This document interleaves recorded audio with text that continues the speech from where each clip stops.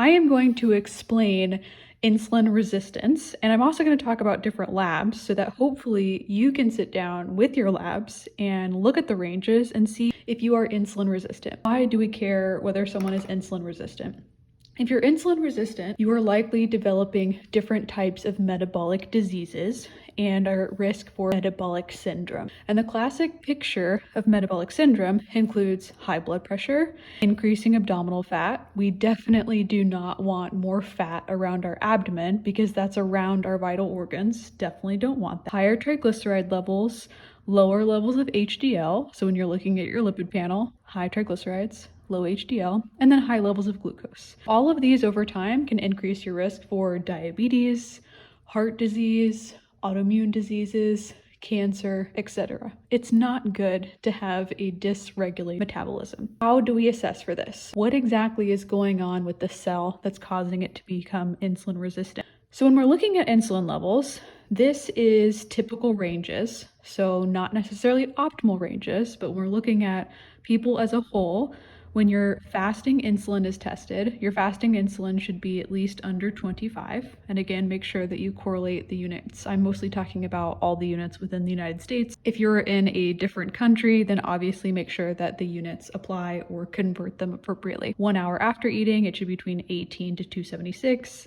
2 hours after eating, it should be 16 to 166, and then 3 hours after eating, it should be under 25 again. What are optimal ranges? So when we're talking about fasting, optimal ranges should be under 10 is good, under 5 is great. So obviously you want to be in the great range, especially if you are at significant risk for any sort of metabolic issue. And then whenever you're not fasting, the optimal range would be that you have very tight control over your insulin, and it should be under 30. So you can see for most of the public, we actually have pretty broad ranges of how tight your insulin is controlled. More optimally would be under 30, units being the same. Other ways that we can evaluate for insulin resistance. So one would be if your insulin is above 10, you likely are insulin resistant. But a better calculator is the HOMA IR, so homeostatic model assessment for insulin resistance. So what we do to calculate this is these are all in fasting levels. We take fasting glucose in milligrams per deciliter, we multiply it by the fasting insulin level, and we divide it by 405.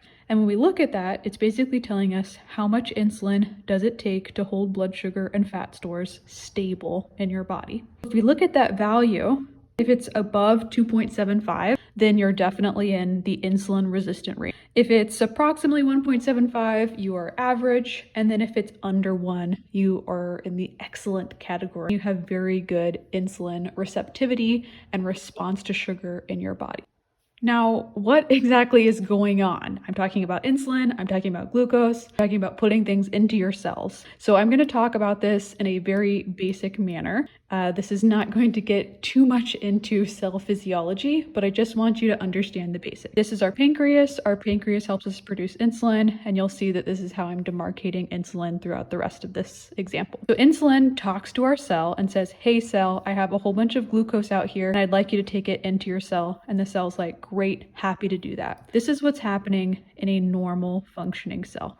Unfortunately, many times, if we have way too much sugar in our diets or more carbohydrate in our diet, which we convert to sugar, or we have other metabolic processes going on that impair our ability to properly process sugar, end up having a whole bunch of sugar in our bloodstream. Unfortunately, this is a natural consequence of the standard American diet, which I think is well named sad for a reason. We have elevated levels of glucose that are getting higher and higher in our body. In order for our body to get that sugar into our cells, we have to create a lot more insulin than we previously did. So we have a lot more sugar, we have a lot more insulin, and our body knocks on the little door of the cell and says, hey, I have a whole bunch of sugar out here, make sure that you let it in. And the cell's like, okay, great.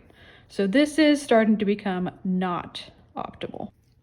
Let's talk about that a little bit further within the context of your lab. So if you have had your insulin levels done, your hemoglobin A1C done, your glucose levels done, make sure that you have them on hand as we talk about this. We have the cell, we have glucose outside the cell, we have insulin levels, and we're trying to get this sugar inside of the cell. So this is where things start to go wrong, right? So we have way too much sugar out here. We're trying to get it into the cell because insulin's talking to the cell. It's creating more and more insulin to say, hey, I have a whole bunch of sugar out here, and it's getting the sugar into the cell. So what this is showing us is that we're having higher blood sugar levels in our system, higher, or sometimes we can see is like high normal.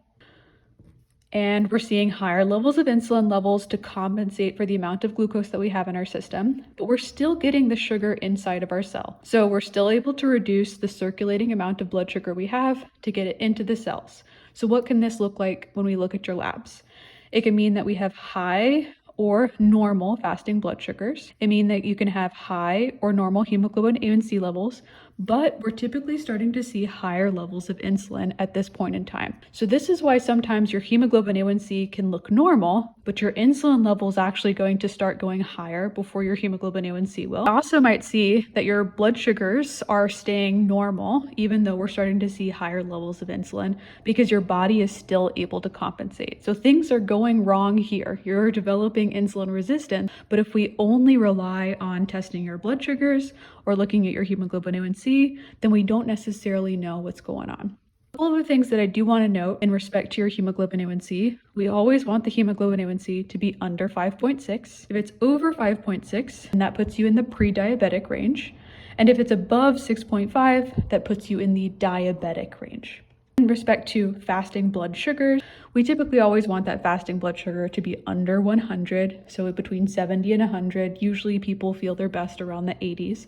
This is something that can naturally fluctuate. For example, if you are fasting for an extended period of time and you have good insulin control, you actually might have higher than 100 fasting blood sugars, which is normal. Fasting blood sugars consistently above 126 also puts you in the diabetic range.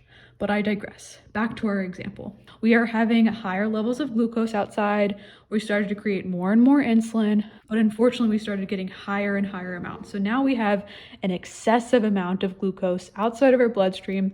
We're trying to compensate by creating more and more insulin, but it is too much for the system. So now we have very high levels of blood sugar, we have higher levels of insulin, but the insulin levels are no longer able to compensate for the amount of sugar that we have outside of here. We're definitely getting some of the blood sugar into the cell, but it's no longer enough to reduce the circulating amount of sugar that we have. So in this clinical picture, we will now start to see high fasting blood sugars, high hemoglobin A1C, and high insulin levels. So to recap, in a normal, healthy, functioning cell, insulin knocks on the door of the cell and says, hey, I have some sugar out here. The cell says, great, takes the sugar in, no problem, and we get glucose easily into the cell. When we start developing insulin resistance, we start getting higher and higher levels of glucose out here. In order to compensate, we start creating more and more insulin. We are knocking on the door. We have to create more and more insulin to knock on the door even harder to say, hey cell, I have a whole bunch of glucose out here. Let's make sure that we get it into the cell. So eventually we're creating lots and lots of insulin, and we're eventually becoming resistant to it because we have to create so much more to get the cell to listen to us to bring the sugar into the cell. Again, over time, this leads to metabolic syndrome and causes all of these other health issues.